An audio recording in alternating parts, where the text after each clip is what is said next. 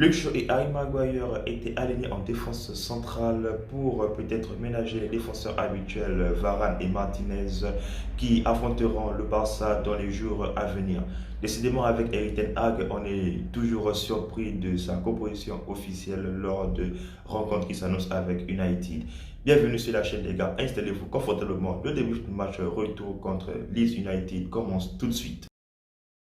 Manchester United est allé s'imposer 2 buts à 0 dans le stade de Leeds United et repart à Old Trafford avec les 3 points en poche et continue de grimper du haut du classement et creuser l'écart avec ses premiers poursuivants qui sont Newcastle et Tottenham. Franchement les gars, première mi-temps de Manchester contre Leeds, complètement haché, complètement bourré de fautes et on pouvait s'y attendre car oui, lors du match aller à Old Trafford, Leeds United avait mis de l'intensité physique contre tous les joueurs de Manchester United, ce qui ne s'est pas fait attendre. Et voilà pourquoi United a concédé les 2 buts lors des 2 débuts de la première et de la seconde mi-temps. Alors, ils sont venus jouer à Leeds United avec le même état d'esprit, mais ils savaient très bien que c'était un match physique qui devait les attendre et c'est ce que United a su faire lors de la première mi-temps. Ce qui fait en sorte qu'il n'y a pas eu beaucoup d'occasions pour Manchester contre Leeds et c'était plutôt Leeds qui essayait de marquer le pas ou soit qui fonçait directement dans les cages adverses de Manchester United. Et heureusement pour nous, les joueurs, heureusement pour nous, les supporters de Manchester United, United a su faire le dos rond et a su supporter les attaques physiques et les attaques de Leeds en première mi-temps. Du coup, Leeds et Manchester repartent 0-0 à la première mi-temps. Seconde mi-temps, les deux équipes reviennent avec les 22 joueurs. Chose qu'il faut constater, c'est que Erik Ten Hag avait non seulement aligné Luke Shaw et Harry Maguire en défense centrale, mais il a plus ou moins changé les personnes qui avaient débuté le match aller contre Leeds à Old Trafford en attaque, à savoir Garnacho qui a été remplacé par Sancho qui a fait d'ailleurs une très belle rentrée au match aller.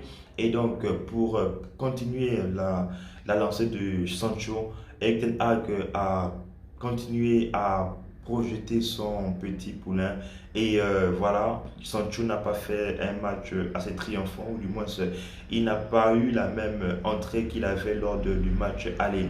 C'est alors que le match tactique physique qu'il y avait depuis la première mi-temps s'est transformé en un match plus ou moins voilà, tactico-offensif, si je puis le dire ainsi. Et c'est alors que Sancho est sorti à l'heure de jeu pour faire rentrer Garnacho. Et là, Erik Ten Hag a fait un remaniement qui a plus ou moins changé le match en faveur de Manchester United. Car oui, Wood Weghorst, qui est toujours le numéro 9 de Manchester, est descendu d'un cran plus bas. Et là, pour tous ceux qui ont regardé le match, ont pu bien voir l'apport de Wood Weghorst.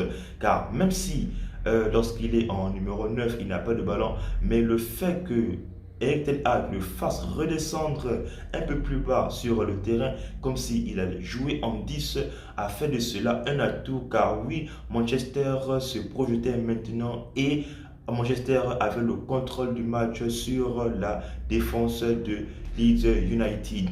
Et c'est alors que les phases de jeu offensive de Manchester ne s'est pas fait tarder, car en faisant des remaniements, non seulement en attaque, mais aussi en défense, par la sortie de Tarek Malacia, qui fait en sorte que Martinez est revenu dans l'axe et Luke Shaw s'est rattaché sur le côté pour son poste de prédilection en latéral.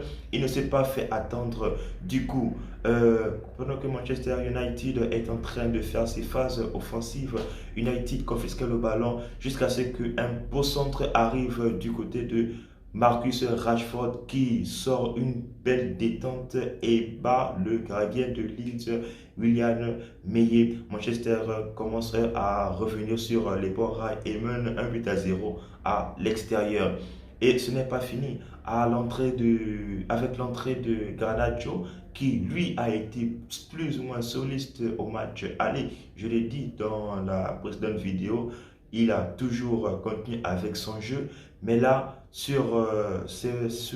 là, dans cette rencontre, il a été plus chirurgical que le match aller. Car lorsque l'on voit bien l'action qui entraîne le deuxième but de Manchester United, c'est une perte de balle du milieu de terrain de Leeds arrachée par Alejandro Garnacho qui a été décalé par Wout Weghorst, comme je l'ai dit, qui est descendu plus bas et qui a donné la passe pour Alejandro Garnacho qui est allé tout droit fixer les défenseurs, est allé non seulement placer le ballon poteau rentrant de Ivan Meyer et Manchester United s'est retrouvé 2 buts à 0. Et là, le match s'est totalement plus ou moins ouvert et Manchester pouvait bien dominer le match.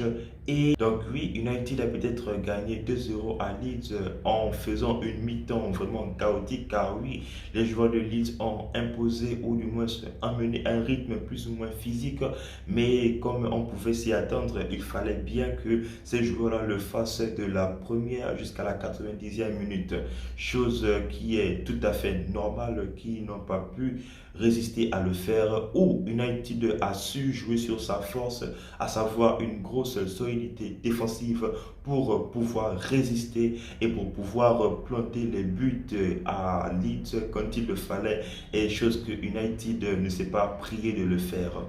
Du côté de joueurs de Manchester United, revenons sur la charnière centrale composée de Maguire et de Shaw.